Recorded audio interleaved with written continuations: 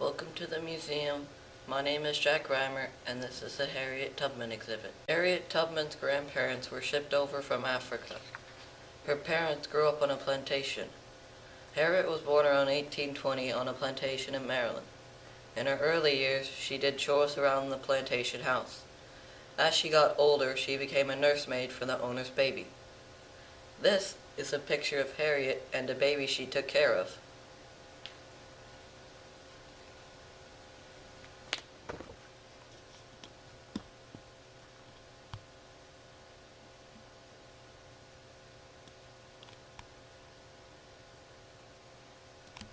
Harriet was beaten badly when she could not keep the baby quiet.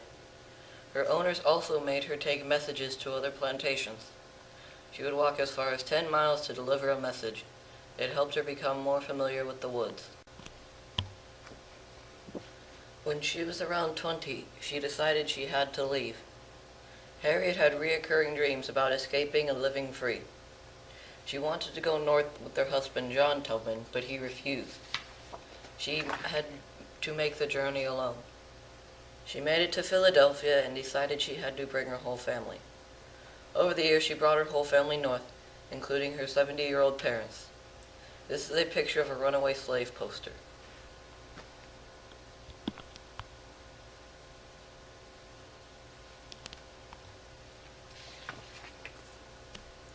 The slave owners would put these up when a slave ran away.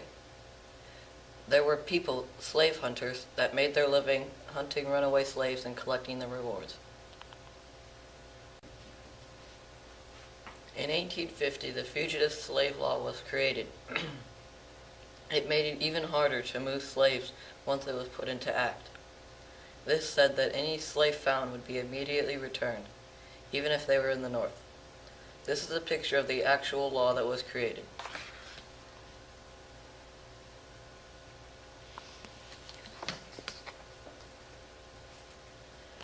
Tubman never let the law slow her down.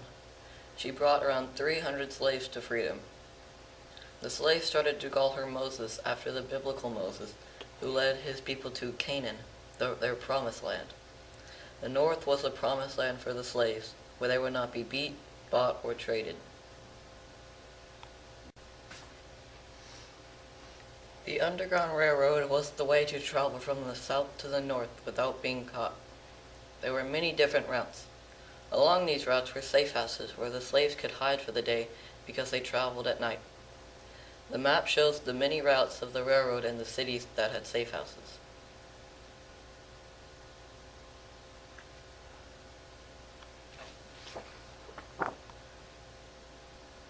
A lot of slaves went all the way to Canada. The routes were different because there were always people watching for runaway slaves. Tubman was called the conductor of the railroad because she was so good at knowing where to go and how to stay safe while moving north.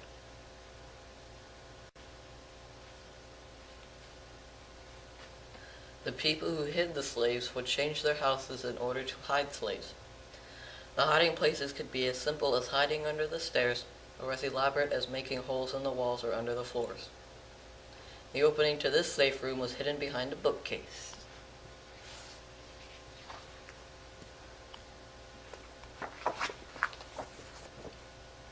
Some people made safe houses out of mounds of dirt and sod. The trick was to disguise the hiding spots so they were overlooked when their homes or land was searched. Tubman worked closely with many of the leading abolitionists. She made speeches and helped organize rallies in the North. Harriet Tubman was illiterate, which meant she couldn't read or write. This is a letter that she had someone write for her. It describes her feelings about President Abraham Lincoln.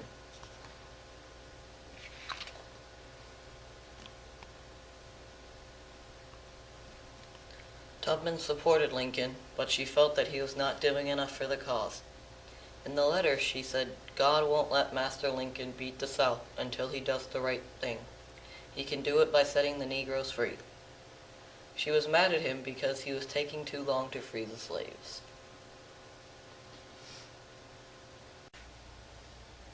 Harriet Tubman loved to sing. Many of the slave songs she sang had secret meanings.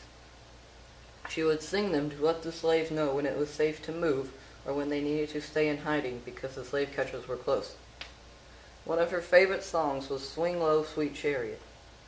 The chariot represented the wagons and carriages that were used to move the slaves to freedom. Let's listen to some of the song. Swing low, sweet chariot, coming for to carry me home. Swing low, sweet chariot, coming for to carry me home. I looked over Jordan and what did I see? Coming for to carry me home. A band of angels coming for me. Coming for to carry me home. Another song was "Wade in the Water." It was sung to tell the escaping slaves to get off the trail and into the water because the dogs couldn't smell them in the water. Let's listen to some of "Wade in the Water."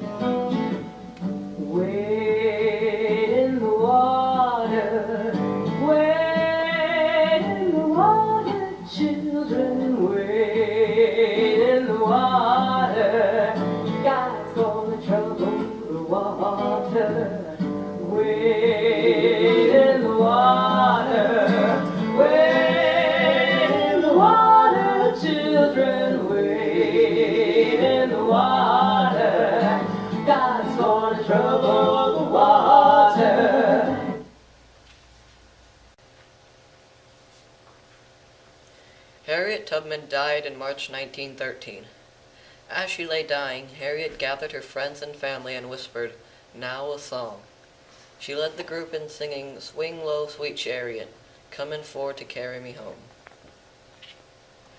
Even after the emancipation of slaves, Tubman worked to help people in need.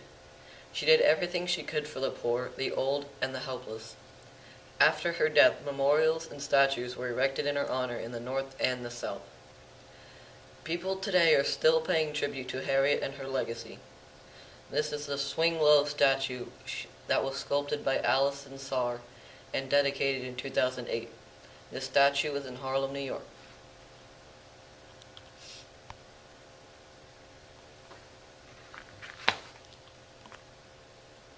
Harriet Tubman's courage and strength has been a motivator for others in history that fought for freedoms and rights. People like Martin Luther King Jr. followed her example as he led the civil rights movement. He was willing to find something outside of himself to guide him. Tubman showed him and others a way to serve the people. Thank you for coming out to the museum. I hope you learned something new about Harriet Tubman and what she fought for and how she made a place in history for herself. Are there any questions? Yes. What kind of people provided the houses for the slaves? All kinds of people. A lot were the Quakers. They were a peaceful religious group. They objected to slavery and believed in human rights. Are there any more? Yes. Why'd they call it the Underground Railroad if they didn't even ride on trains? Well, the underground part referred to the secret to keep it all from being discovered. The railroad referred to the safe houses that were called stations or depots. Any more? Any more? Yes? If she were living today, would Harriet Tubman still be fighting for justice? I think she probably would. Her nature was to help people in need. Today, though, she probably wouldn't have to break laws like she did back then. There are so many other ways to fight for a cause.